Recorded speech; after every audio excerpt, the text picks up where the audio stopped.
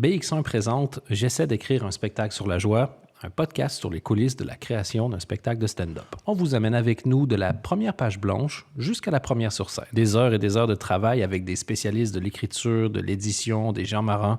Bref, toute une équipe. Et dans ce projet, toute cette équipe, elle s'appelle Flavie. Je m'appelle Dan Gagnon et dans ce podcast, on vous montre comment faire rire. C'est du sérieux. Merci d'être avec nous. Ceci est l'épisode numéro 8 et le thème est la colère.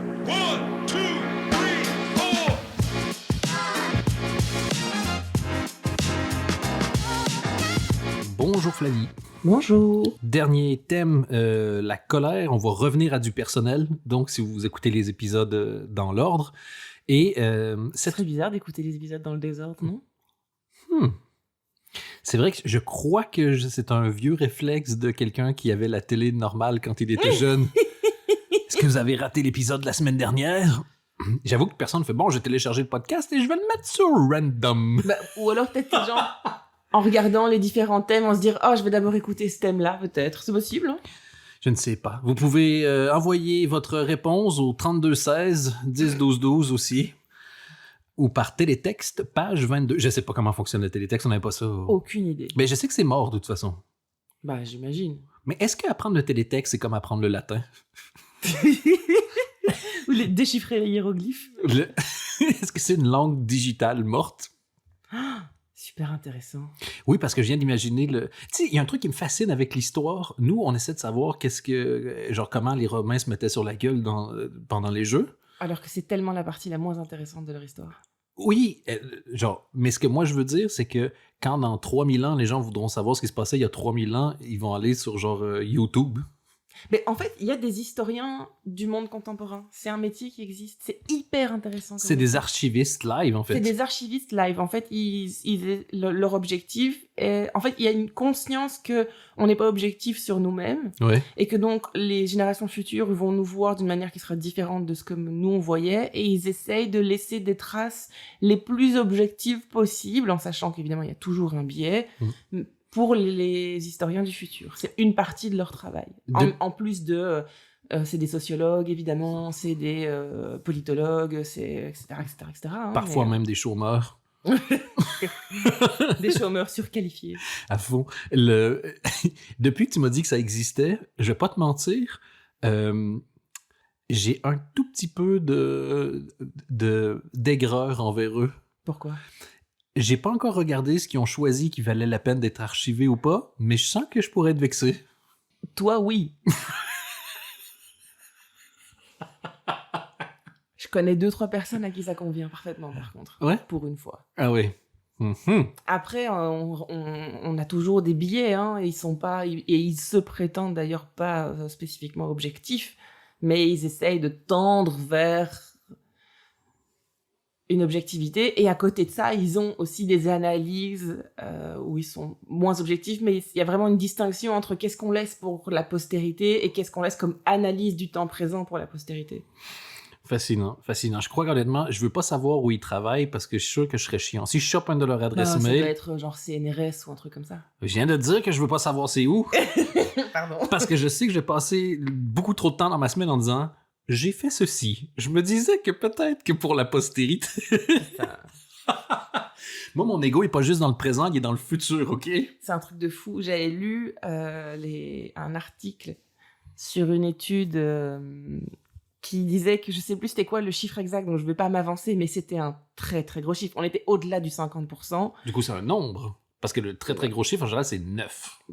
C'était plus que 9, donc on est dans les nombres. Voilà. Et c'était le pourcentage d'hommes qui sont persuadés qu'ils pourraient faire atterrir un avion, genre un Boeing, ou un truc comme ça, un avion de ligne, en cas d'urgence. Et c'est genre, Mais c'était genre au-delà de 50%. Je sais plus, je crois, dans ma tête, c'était 80 quelque chose, mais je veux pas dire des choses qui sont exagérées parce que ça donne trop de pouvoir à l'opposition, mais je sais que c'était d'office au-dessus de 50%. Donc, mais tu parles bien en cas d'urgence. Dans une situation d'urgence, genre ils sont dans un avion et les 2 pilotes sont morts, ils sont persuadés qu'ils sauraient faire atterrir le truc sans qu'il y ait de dommages particuliers. Et s'il n'y a pas d'urgence? Ça, je sais pas. C'est parce que moi, j'aimerais bien cette étude-là, parce qu'il y a peut-être un truc que tu ne sais pas et qui est assez fascinant. C'est Et ça, c'est dans le... C'est quoi déjà le chromosome que vous avez pas? Y. Y, voilà. Dans le chromosome Y, il y a une petite capsule. C'est comme une boîte noire. Et en cas d'urgence, c'est dans le cerveau. C'est entre l'hippocampe et le cerveau grégaire. Et cette petite capsule s'ouvre grâce, évidemment, aux synapses des protéines. Et De la testostérone, non? c'est pour m'interrompre et dire des conneries, franchement, je vois pas ce que je fais ici. Et donc, dans cette petite boîte-là, il y a plein de petits skills d'urgence, genre tuer un ours à main nue, bam, c'est dedans. Ça s'appelle la boîte mâle. Mais... C'est ça qu'on l'a pas, nous. Non, mais vous, en échange, vous avez l'instinct maternel, l'intuition féminine et... Donc on a l'intelligence et l'empathie, c'est ça? Et la douceur toute féminine. Bon, il y a certains dont la boîte est un peu plus coincée que d'autres. Il y en a, on a oublié des ingrédients. Salut maman! Enfin bref, c'est peut-être un bon début pour la colère. Je crois, est-ce qu'à quelque part... Bon, on peut pas parler de colère sans parler de ma mère. Hein. Moi, ma façon de gérer la colère, souvent, c'est de rigoler. Ça devient trop. Et c'est mon fusible. Genre, quand les lumières s'éteignent, moi, avec la colère, c'est que je me mets à rigoler. Et c'est vraiment ce que j'utilise. Et puis, ça fait vraiment... Je t'ai déjà vu rire de rage. C'est très drôle. Enfin, c'est très drôle, pas pour la personne contre qui t'es en rage, mais pour les autres autour, c'est vraiment marrant. Ouais, mais c'est vraiment... Ça permet d'évacuer. Ah ouais. Je sais que c'est ta façon de vivre, mais j'avais jamais vu quelqu'un rire de rage. J'ai déjà vu des Pas gens... un rire jaune un peu, voilà. Vraiment, genre, t'es tellement fucking en rage que tu ris. Ah oui. Genre, like a maniac. It's fucking freaky. Oui, bon... Peut-être qu'ils avaient plus de ketchup au McDo cette journée-là aussi, à ma décharge. T'avais une bonne raison d'être en colère, alors que moi, espèce d'hystérique, à défendre des victimes de viol. Ma mère ne m'aimait pas. Hey. C'est drôle parce que c'est vrai. Tu vois, toi aussi, t'es capable de rire de rage. De rien, en passant. Moi, je suis là pour te montrer tout ce que t'es capable de faire. Ah, tu vois le potentiel en moi. Ah, je le C'est développe. beau. Ah oui, que serais-je sans toi? Parce que serais-je sans toi? Allez, plus sérieusement. Non, mais là, je suis coincé parce que c'est une chanson de Jean Ferrat. Et il faut que je trouve la suite des paroles. J'en ferai rien de toute façon à la chanson. Jean Ferrat, tu sais que... Mais, Oh, non, mais ça, c'est une anecdote intéressante. Tu sais comment s'appelle sa femme? Est-ce que c'est plus ou moins intéressant que mon anecdote sur les koalas? Je sais pas, au niveau de la véracité, je suis pas sûr qu'on tape dans le même pourcentage. Mais sa femme, peu de gens connaissent ça, mais la femme non, mais ils ont une entreprise familiale. Non, un produit que tu connais. Je te jure. C'est un produit que tu connais. Si tu me sors Ferrari, Sa femme s'appelle Michelinerie. je t'assure. Donc, la colère. J'ai deux raisons pour lesquelles je voulais parler de la colère dans le podcast, dans le spectacle, dans le podcast aussi. La première, c'est parce que c'est quelque chose dans lequel je me sens un peu prisonnier, mais avec lequel je suis pas très à l'aise. J'ai pas envie d'être fâché sur scène tout le temps, mais tu vois... comme t'es fâché tout le temps, pas sur scène, ça serait comme pas sincère. Oui, mais j'ai jamais la fâché. Finalement. Je crois qu'il y a peu de personnes qui m'ont vu fâché dans l'absolu. Mais les gens, ils comprennent pas. Ils savent pas ce que ça veut dire, fâché. Les gens, ils pensent que fâché, c'est une fois t'as perdu ton calme. C'est pas ça, fâché. Fâché, c'est quand tu te réveilles tous les matins avec la fucking rage parce que c'est que de la merde. Oui. Ça, c'est fâché. Oui. Et donc, tu peux pas vivre là-dedans. Donc, tu masques, tu souris, t'es sympa avec les gens. Et les gens se disent, ah, elle est de bonne humeur. Non, je suis fucking... Genre, j'ai envie de tout brûler. J'ai envie de brûler toi, ta famille, la famille de ta famille. Tout le monde, moi y compris. Oui, compris. On dirait dans Camelot. Quand ils brûlent la forêt. Moi, je brûle sa ferme, la mienne. Le château. Attention, je suis un malade. Recoulez-vous. Ça va gicler, là. Le grand festival. C'est quoi, c'est le grand spectacle de la violence? Mesdames et messieurs, le grand spectacle de la violence. Reculez-vous un peu parce que ça va gicler, là. Et moi, je suis un fou, là. Moi, je brûle ma ferme, la sienne, le château, je brûle tout. Hein. Sa ferme, la mienne, et un des trucs Sa ferme, la mienne, le château. Ah, moi, je brûle tout. Attention, je suis un malade. qui m'a fait le plus rire. Je suis tellement fâché que je brûle ma ferme. Genre, pour me calmer, je vais aller m'immoler un petit coup, ça va me détendre. Mais en fait, c'est ça, c'est que La colère avec laquelle toi tu vis, c'est une colère qui est intrinsèquement tricotée dans ton ADN. T'es fâché depuis que t'es tout petit. Mais je sais pas pourquoi. Mais si, tu sais pourquoi. Mais je sais pas, j'ai eu une belle enfance et tout. Je crois que je suis juste fâché parce que je comprends rien. Ou que je suis pas riche. Je sais pas. Non, Parce que les gens sont pas gentils. mais oui, parce que les gens sont pas gentils. Ça, tu l'as remarqué quand t'étais tout petit. Tu m'en as déjà parlé souvent du fait que quand t'étais petit, t'as réalisé à quel point les gens sont, un, des cons et deux, des monstres. Et que donc, tu t'es détaché de tout ça en disant, je veux rien savoir de tout ça. Finalement, genre, je tergiverse beaucoup à savoir si, quand t'as 8-10 ans, tu te dis, genre... Moi, les émotions, j'arrête. Mais genre, mes émotions font en sorte que des gens qui comprennent rien ont du pouvoir sur ma journée. Et je fais, ben non. C'est trop dangereux. Donc, bye bye. Donc, t'as juste arrêté les émotions. Bon, j'avais 8 ans, mais avec le recul, je me dis que j'aurais pu apprendre à reconnaître les émotions, gérer, classer, ça aurait peut-être été mieux, mais je blâme pas l'enfant de 8 ans qui se dit genre, le feu, ça brûle, arrêtons de toucher le feu. Mais évidemment que non, c'est un super mécanisme de défense, c'est dommage qu'il ait dû exister, mais dans le monde dans lequel on vit, il ne peut que exister si tu vois les choses que toi tu vois. Tout le monde ne voit pas les choses que toi tu vois. Il y a des gens qui voient et qui sont capables de faire comme si de rien n'était. Il y a plein de catégories, hein. C'est pas genre ceux qui voient pas, c'est ceux qui voient et que ça pose pas de problème, ceux qui voient et qui aiment pas trop ça mais qui sont capables de vivre avec, ceux qui voient ça comme un jeu et qui essaient d'en profiter, ceux qui voient ça comme un jeu et qui voient les règles du jeu qui se disent oh ben très bien, let's play. Faut être un requin. Exactement, il y a plein de façons de coper avec la réalité. Ta façon à toi, ça a été de te dire ok, clairement les émotions ça a l'air d'être dans le chemin. Je vais aller jouer avec de l'essence et des allumettes, ça me semble plus prudent. Exactement. Moi, j'ai eu un réflexe différent. Toi, t'as embrace la violence. Exactement. Et moi, je suis devenue une tornade de feu. Ouais, en disant... Et ça a super bien marché, jusqu'à ce que je finisse de me consumer. Voilà, quand tu es le feu, c'est ça. Tu finis en cendre. C'est ça. Donc, mais après, descendre, on peut faire renaître des choses. Donc, ben déjà, essaye, mais c'est long, c'est fucking long. J'aurais préféré pas brûler dès le départ. Descendre, c'est 31 jours, je crois. Non, ça, c'est décembre, pardon. Putain. Mais pour revenir à la colère, la colère, c'est un sujet qui touche tout le monde, mais de manière extrêmement particulière. Et j'ai l'impression que les gens se disent, tout le monde vit la colère de la même façon. Et ça, c'est vraiment la prémisse erronée de base. Tout le monde ne vit pas la colère de la même façon. Mais elle se présente tout le temps. Mais elle existe partout. Si tu ne me crois pas, prends ta voiture et regarde les autres personnes. Ça, c'est l'exemple classique de la conduite, parce que ça, c'est une loupe. À fond. Et pendant qu'on parle, je me rends compte que c'est pas toujours évident que c'est un podcast sur la création d'un spectacle. Parce que peut-être que tout le monde s'attend à ce que vraiment on fasse une ligne, une blague.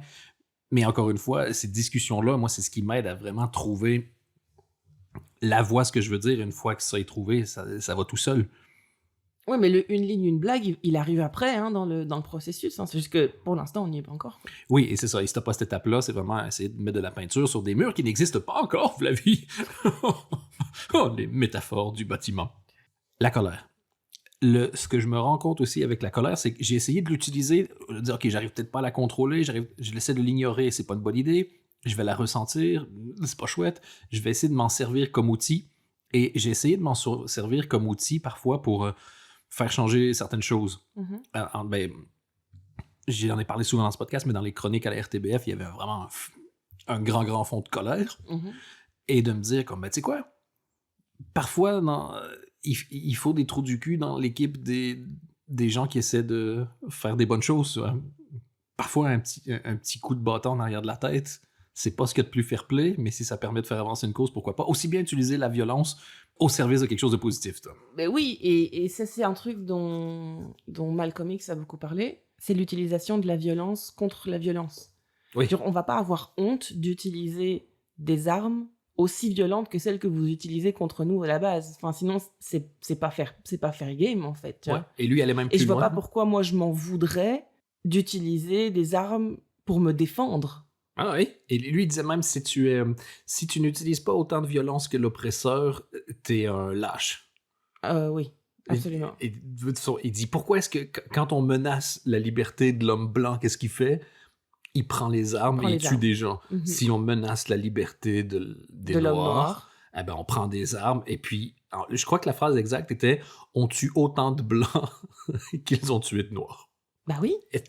Et alors, on dit de lui, oh, il était complètement fou, c'était un malade. Non. Il était violent. Mais lui, il aurait préféré avoir une petite ferme à la campagne et vivre sa vie tranquillou. Hein. C'est pas ça qu'on aurait choisi hein, quand on nous dit ah, mais vous les militants, vous êtes trop ceci, trop cela. Tu crois vraiment que c'est ça que j'ai choisi? Tu crois vraiment que c'est ça que j'ai choisi? Qu'il n'y a pas un fucking humoriste à Bruxelles qui accepte de travailler avec nous parce qu'on a décidé de take a stand? Bien sûr que non, c'est pas ça la vie qu'on aurait aimé avoir. Bien sûr que oui, on aimerait bien être partout et avoir plein de thunes qui coulent de partout. Mais non. On est là et on se bat et on lutte et on essaye de pas être aussi con que ce putain de système mais c'est un truc, enfin... Je vais pas me défendre aussi fort que tu m'attaques. Enfin, à un moment donné, tu vas... Et on le voit souvent quand il y avait eu des émeutes avec le mouvement Black Lives Matter, la quantité de commentateurs qui disaient « Oui, je comprends qu'ils soient fâchés, mais casser des vitrines... Quand même, faut pas exagérer, hein. Pourquoi est-ce qu'on leur a fait, nous, c'est moins grave que casser des vitrines? 8 minutes. Check ce que tu mets dans ta fucking balance à un moment donné, tu vois. Voilà. Donc, la colère... Oh ouais, non, la colère, ça je connais très très bien. Ça, je maîtrise. Voilà. Docteur S colère ici. Pas gestion colère, juste colère. Ouais, c'est ça. Ah, tu travailles dans la gestion de la colère? Non, je travaille juste dans la colère. Je suis un tabarnak all the time. Je me suis spécialisé. Et donc mais il en faut des gens qui sont en tabarnak all the time. Sinon, le militantisme n'avance pas. Il faut qu'il y ait de tout, en fait. Sinon, le militantisme n'avance pas. Je suis entièrement d'accord avec toi.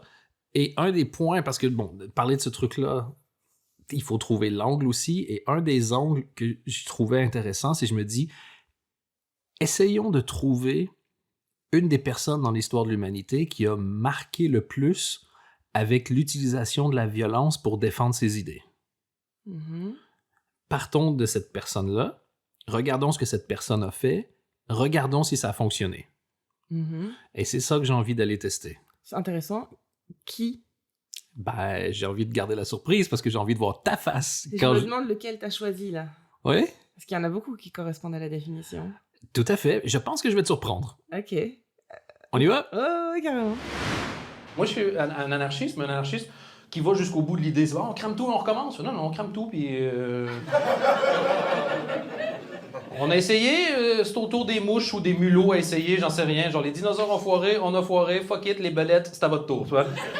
Donc, j'essaie de prendre exemple sur un philosophe anarchiste. Vous connaissez peut-être, je sais pas à quel point vous êtes... Oussama Ben Laden. Non, mais parce que lui, dans l'idée de « on crame tout », il est allé vraiment loin. Et parce qu'il s'est dit « fuck le capitalisme », et genre, il a planté un avion dans les tours du capitalisme. Et est-ce que ça a marché? Et 15 ans après, Donald Trump était président. Je veux dire, c'est... Clairement, le mec, il a foiré, quoi. C'est un loser. Et je me suis dit, putain, ouais, non, mais écoute, moi, je veux pas aller jusque-là. Et clairement, si tu vas jusque-là, ça fonctionne pas. Donc, à mon niveau, ça fonctionnera pas. Et dans le film Love Actually, oh mon Dieu,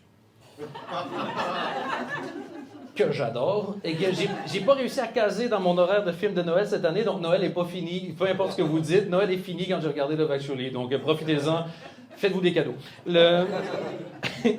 Ils disent au début, genre, de connaissances humaines, tous les gens qui savaient qu'ils allaient mourir à ce moment-là, tout ça, tous ceux qui ont passé des coups de fil et qui ont contacté des gens, 100% c'était pour faire des messages d'amour. Et je me suis dit, putain, si moi ça m'arrive, je fais l'inverse, j'appelle Pizza Hut, je fais votre pizza, c'est de la merde! J'appelle vous au Proximus en disant, je vous dire que j'aime pas votre service à la clientèle. Oui, c'est mon dernier coup de fil! Et je le prends pour cracher ma bile! Ça fait aucun sens. Et c'est vrai que c'est toujours dans la situation extrême. Tu sais, on dit souvent, l'être humain ici, l'être humain ça. Mais dès que les situations deviennent vraiment extrêmes, c'est l'amour qui ressort. Et je fais, quelle est la meilleure façon de faire ressortir l'amour plutôt que la colère? Et moi, je pense qu'avant chaque show, je vais buter quelqu'un au hasard. La petite émotion de danger qu'il va avoir, on va être solidaire. Oui, c'est dommage pour Denis, mais de toute façon, fuck Denis! Pauvre Denis. Il s'en est pris plein la tronche pendant ce show. Littéralement. Oui. Mais en fait, c'est ça que je voulais dire. Le côté, tu vas au bout de la colère, est-ce que ça fonctionne vraiment? Malgré tout, c'est pour ça le côté un peu ridicule. Mon dernier coup de fil, c'est comme genre, t'as droit à un coup de fil. Si tu te fais arrêter, je vais appeler Brico pour leur dire que leur site internet, c'est de la merde. Ça, c'est vrai. Je suis assez d'accord.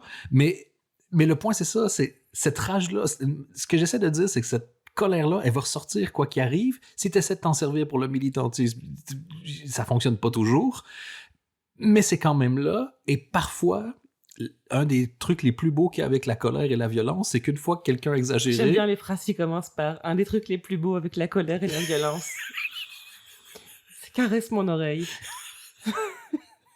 Talk dirty to me. Cours de séduction. Les beautés de la violence. Et non, mais c'est le fait que quand il y a eu de la violence exagérée, ça choque et tout le monde devient solidaire pendant genre 3 à 4 minutes. Ouais, en fonction. Apparemment, ça dépend de la distance à laquelle les choses se passent. Oui, ça c'est un truc que tu as appris, le mort kilométrique. Ouais. Et Fascinant. Ça fait pas longtemps que tu as découvert ça et ça m'a fait... Les gens sont tellement pires que ce que j'imaginais. Oui, en gros, c'est un mort dans ma maison et donne de la tristesse comme 2 morts dans ma rue, 5 morts dans ma ville, 10 morts dans ma province, 100 morts dans mon pays, 100 000 morts sur un autre continent, quoi. C'est dégueulasse. Mais en même temps, oui, mais... mais je comprends l'intérêt de préservation personnelle. Hein. Je comprends complètement pourquoi ça arrive, mais je trouve ça horrible. Mais ça marche aussi pour toi sur un truc. Ah, mais ça peut être horrible et efficace. Hein. Non, mais je veux dire, toi aussi, s'il y a un mort dans ta maison, ça va te rendre plus triste que 5 morts dans ta rue. Oui, mais moi qui sois dans ma rue ou de l'autre côté du monde, je m'en ai rien à foutre. Toi, la seule distance qui existe pour toi, c'est... ma maison. Voilà. Donc, en gros, t'es juste plus selfish que les autres, quoi. Ouais. Bon, ça, tu vois, j'admire quand tu fais ça parce que... Mais c'est vrai? Mais arrête, chou. C'est que je t'envoie un truc en faisant une petite vanne, en imaginant que tu vas me renvoyer chier 2 fois plus fort, et tu fais « t'as raison ». Du coup, c'est qui passe pour le trou du cul? Bah moi, je viens de dire que j'en avais rien à foutre des autres. Ah ouais? Ah ben ça passe alors. Non, mais la vérité, c'est que oui, bien sûr qu'un mort dans ma maison m'impacte beaucoup plus que 5 morts n'importe où dans le monde, à côté de chez moi ou ailleurs, je m'en fous, c'est la même chose. Mais pour moi... Pas que je m'en fous, mais genre, ça m'importe de la même façon. Ni plus, ni moins.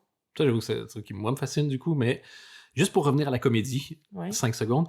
On avait dit qu'on parlait de la colère. On avait dit 7 épisodes pour Dan et 1 épisode pour Flavie. Donc, qu'est-ce qu'on brûle? Bon, c'est qui qu'on brûle? Je trouve ça intéressant de voir aussi Osama Ben Laden comme un philosophe parce que...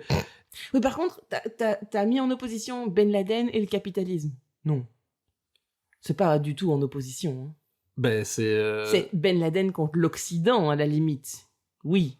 Mais Ben Laden n'est pas du tout contre le pognon. Hein. C'est pas faux. Oui. Le pognon, au contraire, et c'est très bien. C'est juste que j'aimerais bien qu'il y en ait plus dans sa poche que dans celle des autres. Donc, il est pas anticapitaliste du tout, Ben Laden. Il est anti-Occident. Ce qui est pas du tout la même chose. Ah oui. Ce dont on pourrait aussi discuter, mais... whatever. Le gag, ceci dit, marche quand même parce qu'il a voulu détruire les États-Unis, puis les États-Unis sont devenus plus les États-Unis que jamais après, quoi. Oui, on pourrait reparler de ça aussi. Pourquoi? Non? OK. Maybe it was on purpose.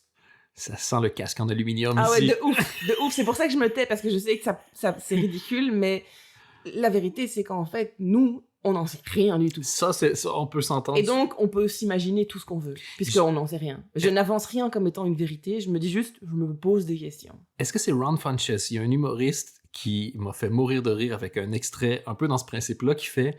Moi, je me méfie d'un type de personne sur les théories de la conspiration. Il dit, c'est ceux qui croient en aucune théorie de conspiration. Il dit, tu vas me dire qu'il y a des gens qui sont en charge de 300 millions de personnes et qui racontent jamais un mensonge. Moi, j'ai un enfant.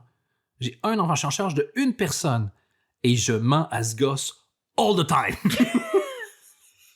Mais oui, mais c'est ça. Donc, moi, j'ai pas envie d'être conspirationniste, mais en même temps, je ne pense pas qu'on sache tout. Je ne pense pas que les choses soient des hasards ni des coïncidences. Fais gaffe, t'as 2 doigts de dire qu'il faut avoir de la nuance. Fais attention. Non, je pense pas qu'il faut avoir de la nuance. Je pense qu'il faut tout cramer parce que tout est de la merde. Voilà. En attendant de tout cramer, on peut quand même se poser d'autres questions, quoi. On va cramer un petit peu à gauche et à droite. Cramer un petit peu par là, cramer un petit peu par là. mais pour revenir à ce truc-là, ce que j'aime bien, c'est de montrer que Osama Ben Laden, il croit son idée. Oui, effectivement. On peut pas dire que c'est un peu un over. Oui, mais ça ne marche pas. Donc, c'est vraiment le côté... Mais ça ne marche pas, ça dépend. C'était quoi son objectif? Son objectif, c'était... Son objectif avoué publiquement, mais son réel objectif. Ouais, je sais Celui pas. qu'il avoue pas et qu'il dit qu'à ses plus proches généraux. Ben, il avouera plus grand-chose maintenant, mais... Non, mais à l'époque, je veux dire, tiens, donc Ouais. c'est ça. Et puis, on nous dit, Ben Laden a dit que c'était ça son objectif. Mais qui nous dit ça? Ben, du coup, il y a quand même des vidéos de lui en train de le dire, mais... J'étais déçu, t'as fait une tête de déception. Mais oui, mais parce que oui, il y a des vidéos. Et alors, t'as jamais vu une vidéo trafiquée? Enfin, genre, ce que je veux dire, c'est qu'on n'en sait rien. On peut pas se dire, oui, on a quand même des choses que ça, on est sûr que c'est vrai. Non, on est aucunement sûr que c'est vrai. Donc quand tu me dis, l'objectif de Ben Laden, c'était ça, et il a échoué, mais t'en sais rien, en fait, parce que c'était peut-être pas ça son objectif. Peut-être que lui, super bien réussi son coup et qu'il était très content, ou pas du tout. On n'en a aucune idée, en vérité. Je suis d'accord, sauf que moi, je peux juste jouer avec des cartes qu'il y a dans le jeu. Est-ce que son Mais vrai alors, tu objectif... dois le dire que tu joues. Tu peux pas asséner les choses comme étant des vérités. Dans l'hypothèse où ceci est vrai, alors j'imagine que ceci. Mais tu peux pas dire, bon, ça, on va dire que c'est vrai, et puis, hop, le reste, ça découle de ça. Mais non, c'est une des options. Ça nous amène à un truc qui est intéressant avec toi, je pense, et que j'ai découvert il y a pas très longtemps. Quand tu regardes un film, n'importe quelle œuvre de fiction, il y a un concept que je vais traduire littéralement qui est le suspension of disbelief. Mm-hmm. C'est-à-dire, tu suspends le fait de ne pas croire. Par exemple, si tu regardes Harry Potter, tu sais que j'allais dire que la magie n'est pas vraie, mais j'ai eu peur de la réaction. Bien attention à ce que tu dis. Exactement. Et tu fais comme... T'es sûr que tu veux prendre cet exemple-là? Quand tu regardes Star Wars, c'est mieux. Tu dis, ok, je sais que les sabres laser n'existent pas, je vais croire que ça existe. Accepter ça comme une vérité pour pouvoir apprécier l'œuvre. Exactement. Ouais, ok. Sinon, tout le long du film, tu te dis, mais ça, c'est pas possible, mais ça, c'est pas possible. Exactement. Donc, pour moi, si tu vas voir un spectacle comique, le suspension of disbelief, c'est je vais aller écouter ce que quelqu'un dit. Pas la vérité absolue, pas le tel truc, pas le tel truc. Et donc, pour moi, si je dis, genre, Ben Laden qui voulait, genre, niquer l'Amérique et le rendre plus faible, et le rendre, ou genre, les battre et les éliminer. Non, je suis désolée, je suis pas d'accord avec ce que tu es en train de faire, parce que le suspense of disbelief de Star Wars, c'est communément admis. OK. Tout le monde sait que les sabres laser, ça n'existe pas dans la vraie vie. Non, Quand t'arrives en disant Ben Laden, il disait ça, il faisait ça pour telle raison, c'est pas du tout communément admis. Il y a des gens qui vont te croire qui vont le prendre comme une vérité, puisque tu le présentes comme une vérité. Ouais. George Lucas, quand il présente ses sabres laser, il dit pas les sabres laser, ça existe dans le monde. Tu vois, il le présente pas comme une vérité. Tout le monde est bien d'accord de dire que tout le monde est conscient que c'est un suspension of disbelief. Dans ton cas à toi, t'es conscient de ton suspension, mais pas les autres. En toute façon, ça se règle assez facilement avec 2 lettres, S et I.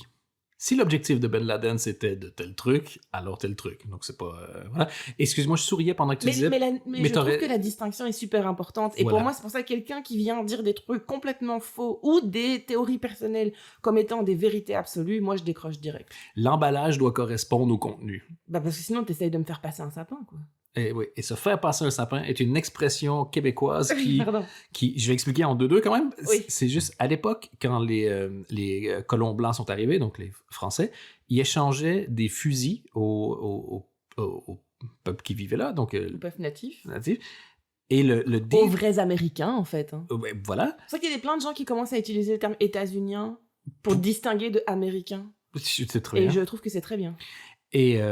Et donc, l'échange, c'était des peaux de bête contre un fusil, et ils mettaient le fusil debout, et il fallait qu'il y ait autant de peaux de bête... Qui montaient jusqu'à la taille du fusil debout. Exactement. Putain, c'est pas cher, hein? Et donc, les Américains, du coup, se sont dit comme « Ah ouais? » Et ils ont commencé à glisser des branches de sapin entre les peaux de bête. Et donc, les Européens, outrés, s'étaient fait passer un sapin. Se faire passer un sapin. Alors que dans l'absolu, c'est encore une fois, tu te fâches contre quelqu'un qui se défend alors que tu essaies de T'essayes de l'arnaquer, parce que c'était clairement de l'arnaque, hein, quand tu vois ce qu'ils revendaient ça à l'époque, ça valait, c'était de l'or... Je crois qu'ils pouvaient vendre plus qu'un fusil. C'était de l'or animal, bah, clairement, quoi. C'était vraiment une arnaque de ouf. Évidemment. C'était bien légitime quand même de leur part. On est bien d'accord. Donc pour revenir, donc bref, à l'utilisation de la colère, et j'entends ton truc de suspension of disbelief et de faire gaffe, je suis d'accord avec toi, mais que l'utilisation de la colère, il y a un petit côté, genre, soit tu annihiles complètement l'équipe d'en face, ou sinon, elle renaît de ses toujours cendres. une bonne option. Est-ce qu'on crame un peu? Non, on crame tout. Voilà. Voilà, donc ça, je trouvais ça intéressant, et je trouve de sortir aussi en disant, si tu fais all-in, ben, si ça marche pas, t'es un peu perdu, quoi. Qu'est-ce que tu appelles faire all-in? Ben, de dire, en gros, je vais faire une mission suicide pour tuer l'ennemi. Ouais, toi, du coup, t'es plus là, tu vois. Ouais. Et l'ennemi, souvent, il se serre les coudes. Dès que t'as une tragédie, les gens se serrent les coudes et puis ils reviennent plus fort. L'humain, il est pas tuable. C'est une coquerelle, tu vois, il est pas tuable. Une coquerelle. Oui, c'est québécois, ça aussi, j'imagine. C'est un cafard, c'est ça? Cafard, ouais.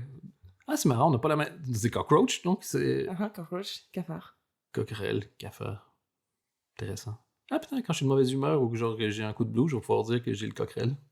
C'est mignon. Mais pour revenir à ce que tu disais, je comprends pas très bien justement ce que tu disais. Honnêtement, ça, c'est le genre d'extrait qui peuvent finir sur TikTok. Non, mais allez. Pour revenir à ce que tu disais, je comprends pas vraiment ce que tu disais. Je comprends pas très bien ce que tu disais. Qu'est-ce que tu voulais dire? Ce que je veux dire vraiment, c'est que si tu veux, tu milites et que tu forces et que tu veux y aller à la force de frappe, si on part du principe que ce que Ben Laden voulait, c'était affaiblir l'identité américaine, capitaliste, impérialiste, ouais, c'est ça que c'est, hein?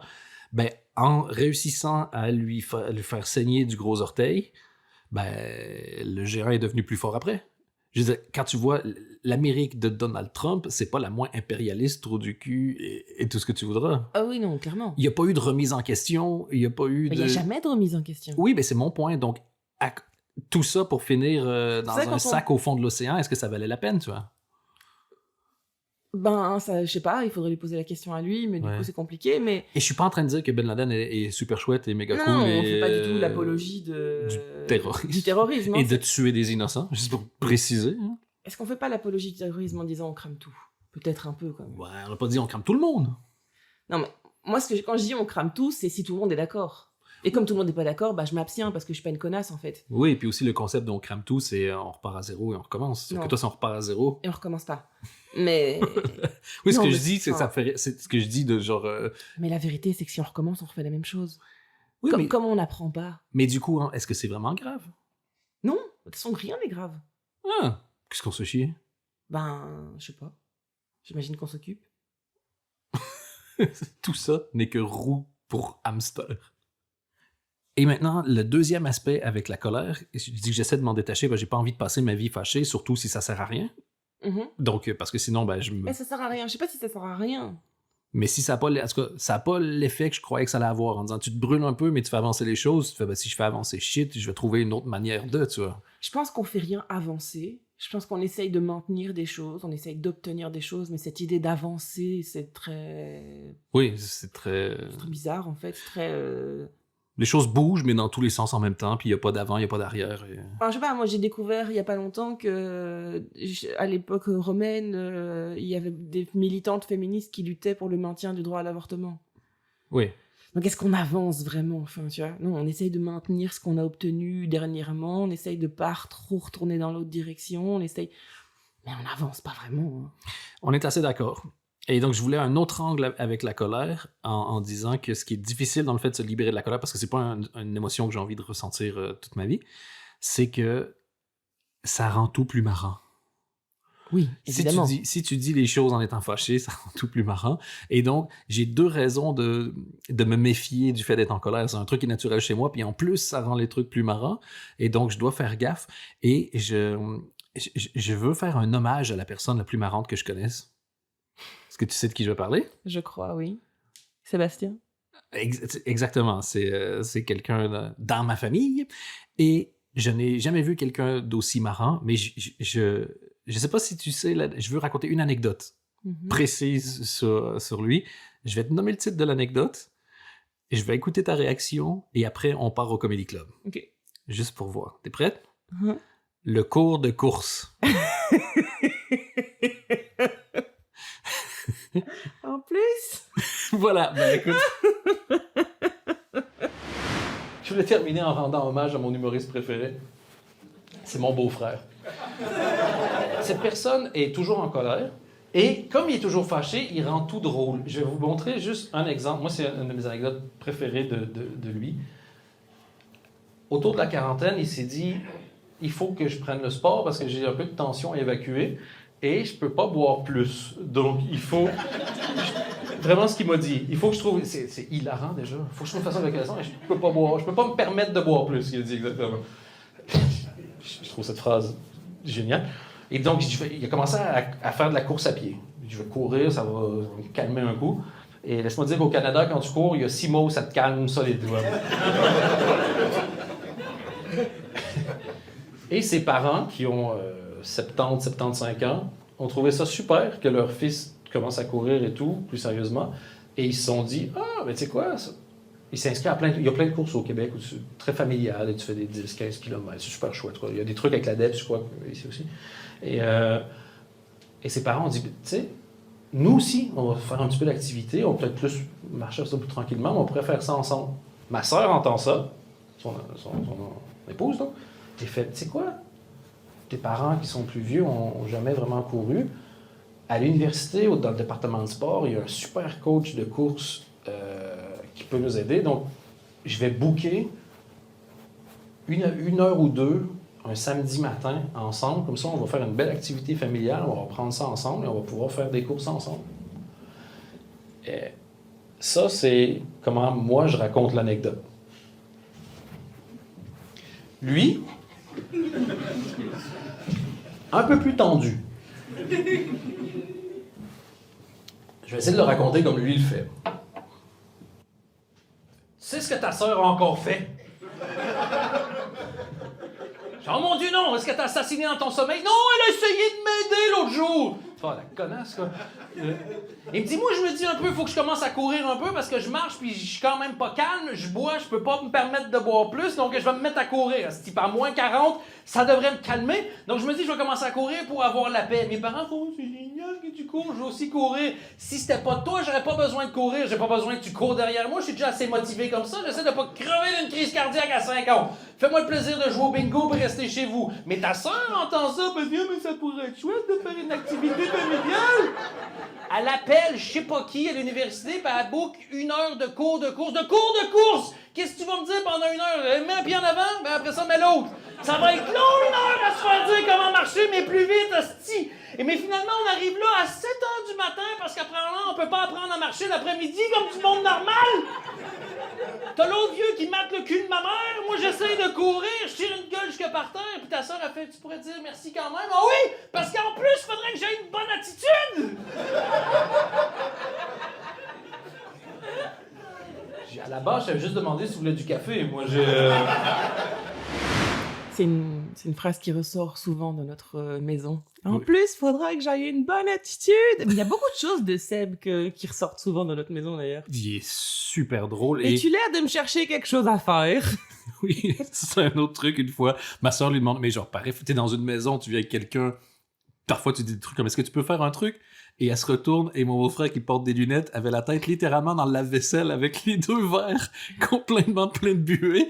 Il se retourne, les 2 mains occupées, il fait « J'ai-tu l'air de me chercher quelque chose à faire? » Es-tu la tête de quelqu'un qui se cherche une job? Et franchement, il est super drôle. Et je l'ai pas laissé dans l'extrait, mais il m'a aussi... Et il a l'air méchant avec ta sœur, mais en vrai, il est adorable. Et c'est pas du tout quelqu'un qui sait pas se gérer quoi. C'est juste, il a une façon de raconter les choses qui sont juste hilarantes et il sait ce qu'il fait. Et... Il sait ce que ça fait rire et il le dit juste quand ça fait rigoler ma sœur. Oui, si ça fait pas rigoler ma sœur, il s'arrête. Je l'ai vu la défendre tout le temps. Dès que quelqu'un veut dire... tout le temps. Dès que quelqu'un veut dire un truc sur moi, ça... Personne ne peut parler de ta sœur en mal en sa présence. Et tant mieux, c'est très bien. C'est comme ça que ça devrait être. Et c'est pour ça aussi qu'il peut faire ces blagues-là. C'est pour ça que c'est drôle. Oui, puis franchement, ma sœur a dit souvent, moi j'ai grandi avec 2 frères. Quel frère en plus, quoi. Oui, mon frère qui a été entre autres auteur c'était le responsable des auteurs pour le Late Show, qui a un humour intense. On appelle ça au vitriol. Oui, exactement. Donc, elle dit, moi, j'ai été immunisé. Donc, quand j'ai rencontré Seb, et puis il était étonné que je sois pas choqué, puis elle dit, je vais te présenter mes frères. Là, il a fait, Exactement. Et en plus, c'est vraiment quelqu'un que j'aime beaucoup, Seb. Et je lui dis, c'est fou comment t'es drôle. Et pour essayer de me rassurer, il m'a tellement humilié. Il fait, non, mais t'inquiète, je fais pas exprès. Je fais, ta gueule, moi, ça fait 15 ans que j'essaie de faire exprès. Il fait, non, mais moi, c'est pas mon métier, c'est juste, ça arrive comme ça. Je fais, Oui, ça arrive comme ça. Il y a beaucoup de choses qui arrivent comme ça. Hein. mais franchement, il est naturellement. Il est très très drôle. Il Mais a- c'est pas c'est arrivé par tout instinct. seul. Il l'a travaillé au fur et à mesure des années. Il a vu que ça faisait rire. Il a vu qu'est-ce qui faisait rire, qu'est-ce qui faisait pas rire. Oui, mais c'est du travail même qui est si- inconscient. C'est inconscient, mais c'est quand même un travail. Il Oui. est pas arrivé comme ça tout seul. Non, c'est un truc qui se cultive. Bien Voilà. sûr. Mais voilà, je le trouve super drôle. Et là, je ne l'ai pas encore bien raconté. Mais en fait, ce que je voudrais, c'est que je crois que quand je vais le revoir, je vais lui demander de raconter l'anecdote et de l'enregistrer. Parce que lui, il était plus marrant que moi en le racontant. On était tous écroulés dans la pièce. Oui, mais vraiment, Et en plus, faudrait que j'aille une bonne attitude. Je pleurais de rire. Et quand il dit, genre, on fait un cours à 7h du matin, on peut pas apprendre à marcher l'après-midi comme tout le monde. Je trouve ça tellement drôle. Et je trouve que ça marche tellement bien. Moi, je veux le mettre... L'instructeur qui mate sa mère. Ouais, mais ça, il l'a raconté dans un deuxième temps. Je l'ai su 3-4 ans après. En disant, à un moment donné, je regarde, je fais... Mais il mate le cul de ma mère, en fait! T'as coup courir à 7h, il était bien motivé.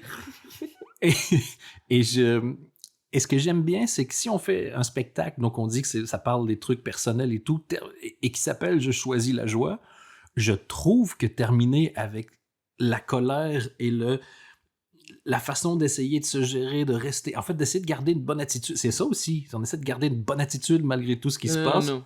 J'essaie de garder une bonne attitude malgré tout ce qui... Moi, j'essaye pas de garder une bonne attitude. Non, mais j'ai abandonné ça depuis longtemps. Là. Ça me demande beaucoup trop d'énergie pour un résultat qui, de toute façon, me demande de participer à mon propre abus. Bah non. Enfin, non. Mais, non, merci. C'est ça. Et je trouve ça chouette de terminer. Et j'ai quand même... C'est un spectacle d'humour. J'ai quand même envie de terminer avec un truc marrant, mais qui soit pas vide. Et je trouve que il y a quelque chose de poétique de montrer comment la colère va quand même parfois sortir sur des trucs qui n'ont pas d'importance. Personne n'est fâché contre un cours de course à 7h du matin. Tu connais pas beaucoup de monde, toi. Non, mais c'est pas... si ta vie va bien, t'es pas fâché contre un cours de course à 7h du matin. Ah oui, mais tout de suite... tu changes les paramètres. Tout de suite, les paramètres irréalistes. Non, mais quand tu regardes un enfant ou un chien, quand il se réveille le matin, tout ce qu'il se dit, c'est « Wow! Encore une journée! » Le nôtre, il veut même pas manger, rien, il s'en fout, il veut juste commencer à jouer, c'est tout. Ben oui. Il est en pleine forme. Hein. Mais donc, je trouve que ça a l'air un petit peu léger, mais ce que ça démontre, je trouve ça assez poétique de montrer qu'on arrive à rigoler du fait d'être en colère sur des trucs qui n'ont pas tant d'importance parce que cette colère-là, elle doit être évacuée. Et si tu veux pas voir que le système, c'est de la merde, ben, t'as de la colère qui s'accumule puis qui doit sortir à un moment ou à un autre. Et c'est comme ça que ça sort parfois, tu vois. C'est comme ça qu'on fait. Intéressant. J'aime bien comment parfois tu donnes des masterclass et parfois tu prends des notes. Exactement. Ah bah ouais, moi je prends des notes. Hein. Attends, il paraît qu'on peut, c'est ma nouvelle phrase préférée. Hein. Oui, c'est tellement drôle. Il paraît qu'on peut en avoir rien à foutre de rien. Il paraît qu'on peut s'arrêter dans le milieu du chemin, en avoir rien à foutre de personne autour. Il paraît qu'on peut faire de la merde. Il paraît qu'on peut travailler avec des violeurs. Il paraît qu'on peut. Écoute, si on peut, pourquoi je m'en empêcherais hein. Si toi tu montes sur scène, si ton spectacle s'appelle pas « Il paraît qu'on peut ». Non, on crame tout. On va tout brûler. Toi, moi, la maison des autres, la mienne, tout le monde. Et par rapport aux fermes, qu'est-ce qu'on crame? On crame sa ferme, la mienne. Ah, je suis un malade, moi. Attention. Attention tout le monde. Mesdames et messieurs, le grand spectacle de la violence. Reculez. Reculez, parce que ça risque de gicler un peu, là. Donc voilà, on vient de compléter la phase 1 du podcast, la phase 1 de l'écriture, c'est-à-dire qu'on a jonglé ensemble avec les idées, on est allé faire du ping-pong dans des comédie clubs, toi tu m'as laissé faire ça pendant que tes notes n'ont pas changé en fonction de la réaction des gens, tu as expliqué ta vision, je te remercie, on a pu trouver qu'est-ce que le spectacle, qu'est-ce que j'avais envie de dire dans le spectacle, comment le faire, et donc maintenant c'est la phase qui est, moi... C'est ma deuxième préférée. Toi, je crois que c'est ta préférée. Celle où tu m'envoies écrire les choses en disant « Attention, pas de filtre et pas de blague. » Pas de blague. Pur. Du cru. On veut du cru. Et quand tu découvres... On embellira après. Et quand tu découvres ce texte-là dans ce que j'ai écrit, c'est quoi le... T'as peur, toi, en général? Ouais. T'as peur que j'aie quand même eu des réflexes de... En fait, j'ai peur que Parfois, tu restes coincé sur des chemins de traverse. Des parenthèses? Ben, parfois, le texte, c'est une parenthèse. Et donc, Oui. c'est pas mal. C'est pas que c'est mal, c'est que c'est pas ce qu'on avait demandé. Enfin, tu vois, Oui, c'est vrai que ça m'arrive souvent. Donc, t'as un peu peur. Mais une fois que je vois qu'on est en sujet, généralement, je suis contente. Parfait. Ben écoute, ça va être... Franchement, moi, j'ai hyper hâte parce que maintenant, ça fait longtemps qu'on travaille sur cette phase-là. Ben, ça fait 4 ans, quoi. Ouais. Donc, j'ai vraiment, vraiment hâte de faire la phase suivante. Ouais, la phase suivante, donc toi, tu vas travailler. Ouais. Et la prochaine phase commune, ça va être vraiment de prendre le texte, S'assurer qu'il soit peu. le vrai texte, et s'assurer de la lisibilité, compréhension, s'assurer qu'on fait passer les bons messages, que c'est les bons messages, genre qu'on fait bien passer le message qu'on avait l'intention de faire passer. Oui. Pourquoi on les fait passer, on regarde la structure, on réintègre les choses. Voilà, c'est vraiment l'étape de réintégration de toutes les parties pour faire un tout. La charpente, quoi. La charpente. Et une fois que la charpente elle est bien en place, on va aussi vraiment travailler sur le fond et sur, pas des blagues, ça c'est encore après, mais sur des formulations qui sont parfois plus percutantes que d'autres. En fait, le but, c'est ça, c'est d'être le plus impactant. Le plus impactant, le plus lisible et impactant. Et c'est la même technique que la comédie pour moi, ça. Trouver la formule impactante parce que pour moi, c'est de la magie. C'est à ce moment-là, ce que tu fais, c'est que tu dois trouver la formule magique. Une virgule, un mot, une lettre peut tout Peut changer. faire toute la différence. Et donc ça, c'est chouette. Et après, là, on fait venir les décorateurs. Et une fois qu'on a ouais, c'est ça. Une fois qu'on a un texte qui est en béton, qui est vraiment genre un truc hyper intéressant et qui en fait ressemble pour l'instant plus à Pamphlet. un spectacle, non mais un one-man show théâtral, enfin tu Ouais. vois. Et là, qui serait Voir un TED malgré Talk. tout très personnel, voire carrément un TED Talk, on va ajouter l'aspect marrant. Et là, ça... Est-ce que t'aimes ça? Est-ce que moi, forcément, c'est une de mes parties. Moi, c'est un jeu. C'est vraiment, genre, je me suis entraîné, puis tout à coup, il y a un match, puis on m'envoie la balle, quoi. Je vais être vraiment honnête, c'est la partie que j'aime le moins. Non, mais je me doute Moi, bien. c'est vraiment la partie que... C'est pas que j'aime pas, c'est que je préfère vraiment le reste. OK. Parce que je sais que t'aimes bien aussi jouer pour trouver... Il y a un plaisir à la justesse. On dit, non, c'est pas assez marrant, c'est pas assez marrant. Et tout à coup, quand c'est le bon truc... Je répète que je n'ai pas dit que j'aime pas. Ah oui, je sais. C'est juste que de toutes les parties que j'aime, c'est celle que j'aime le moins. J'entends bien. Et je me souviens, dans les trucs, le plaisir de trouver la bonne formule. Mhm. Moi, je crois que ma formule préférée, et je me souviens qu'on avait bien rigolé quand on l'avait trouvée, c'était avec la RTBF, quand on disait que c'est pas parce qu'ils diffusaient la Coupe du Monde qu'il n'y avait pas de conscience sociale. Et même si, bon, ils achetaient les droits, ils vendaient de la pub, ils faisaient du pognon. Et la blague d'après, c'était parce que peu de gens le savent, mais pour chaque euro touché par la RTBF, une bonne pensée est reversée à Amnesty International. Une bonne pensée est reversée à Amnesty International. J'avais trouvé que c'était tellement genre, c'est l'apothéose. Tu sais, quand tu trouves la bonne vanne, que tu peux arrêter de chercher. Tu le sais. Genre, une fois qu'on a trouvé ça, C'est comme on un arrête de sport. chercher. C'est comme un sport. Ouais. Quand ton geste, il est juste, tu Tu l'as sais. senti qu'il était juste. Tant que tu as un doute, continue de chercher la vanne. Exact. Et quand tu la trouves, tu la trouves. Tu sais que c'est elle, c'est pas une autre. Elle est là, elle est bien, elle est parfaite, elle est impactante, elle est Ouais. super lisible. Petit fun fact, Ouais. il y a un truc qui est peut-être un des trucs les plus piégeux pour un humoriste, les plus frustrants, c'est que parfois tu trouves la vanne parfaite, mais tu sais que tu peux pas la dire. Soit elle est trop vulgaire, soit c'est pas la bonne cible, soit sur le... Et une fois que tu l'as trouvée, en fait, moi, ça fait 15 ans que je fais ça. Si j'ai trouvé la vanne parfaite, mais que je peux pas la faire pour des raisons X ou Y, je prends le paragraphe et je le jette à la poubelle. Parce que sinon, tu vas passer 1 heure, 2 heures, 3 heures à essayer de trouver une blague aussi drôle, mais qui passe, tu trouveras pas, tu vas être méga frustré, et donc je jette le truc et je passe à la suite, quoi. Mais, oui, et je pense que c'est super important d'apprendre à jeter des choses quand tu écris. Ouais, un bon auteur, c'est quelqu'un qui jette une mauvaise vanne. Un excellent auteur, c'est quelqu'un qui est capable de jeter, Une excellente vanne. mais qui sert pas le... Parce qu'elle sert pas l'art. Exactement. Merci Elle sert beaucoup. ton ego, en fait, mais pas ton art. Dis, à la base, on devait faire une conclusion, mais je sens qu'on l'a faite. Qu'il faut servir son art et pas son ego. C'est pas beau, ça. C'est magnifique. Merci, on se retrouve plus tard avec BX1, Flavie, pour la partie 2 du podcast. Et tout ça va nous amener à la toute fin, à la... Première représentation. Exact.